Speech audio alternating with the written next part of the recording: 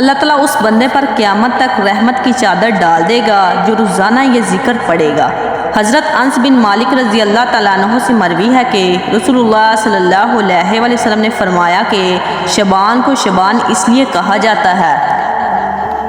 کہ اس ماہ میں احترام رمضان کی وجہ سے بہت سی نیکیاں پھیلتی ہیں، اور رمضان کو رمضان اس لیے کہا جاتا ہے کہ اس ماہ میں بہت سے گناہ جلا دیے جاتے ہیں۔ اس مہینے میں اللہ تعالیٰ کی طرف سے بندے کو 4 چیزیں عطا ہوتی ہیں۔ چھوٹی سی چھوٹی نیکی پر بھی نامہ اعمال نیکیوں سے بھر جاتا ہے۔ دوسرا فائدہ یہ ہے کہ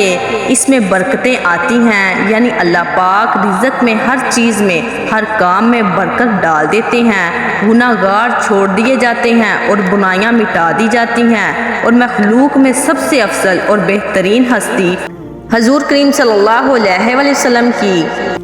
بارگاہ میں کثرت سے ہدیہ درود اسلام بھیجا جاتا ہے تو اللہ تعالیٰ اس بندے پر اپنی رحمت کی چادر ڈال دیتا ہے۔ قرآن پاک میں اللہ تعالیٰ فرماتا ہے، بے شک اللہ اور اس کے فرشتے رحمت بھیجتے ہیں اس پیغمبر پر، اے ایمان والو تم بھی نبی کے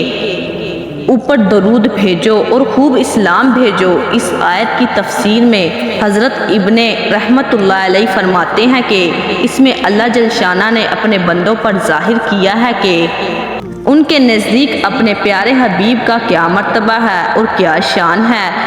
کہ اللہ جل شانہ خود اور فرشتے آپ پر درود بھیجتے ہیں، آپ کی تعریف بیان کرتے ہیں، اور فرشتے درود پاک پڑھنے والے کے لیے مغفرت کی، اس کی بخشش کی اور اس کی حاجات کو پورا کرنے کے لیے اللہ کے حضور صلی اللہ علیہ وآلہ وسلم دعائیں مانگتے ہیں۔ تو یہ مہینہ ہمارے نبی کا مہینہ ہے۔ اس مہینے میں نبی پر زیادہ سے زیادہ درود اسلام بھیجیں، کم از کم 300 مرتبہ پڑھیں، کیونکہ جو 300 مرتبہ درود پڑھتا ہے اس کا شمار بھی ان لوگوں میں ہوگا جو بہت زیادہ درود پڑھتے ہیں، جو اللہ کے ہاں بہت بلند مقام رکھتے ہیں۔ 1 مرتبہ درود پڑھنے پر 10 مرتبہ رحمتیں نازل ہوتی ہیں۔